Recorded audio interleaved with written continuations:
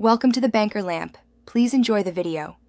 You start by compiling 5-10 domain candidates and picking TLDs to test right away. Once done, open a Whois lookup, a registrar search box, and a bulk check tool so you can compare results. Make sure to note registration costs and privacy options. Budgets change per TLD.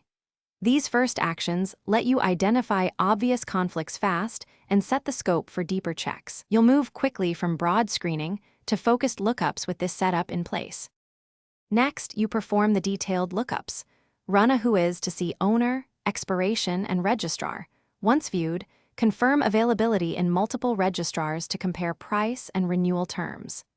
Use a domain history tool to check past usage, backlinks, and potential reputation issues. Then run a trademark screen to avoid legal trouble. Make sure to try an API or bulk CSV check if you have many names. These steps let you objectively compare options and eliminate risky domains before committing. Finally, you register the selected domain or place a backorder if it's pending. Enable privacy and auto-renew so you don't lose it.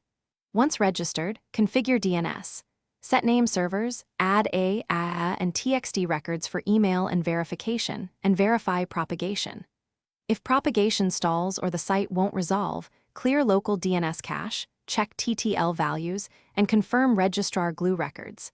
If problems persist, contact registrar support with Whois data and screenshots so they can resolve registrar.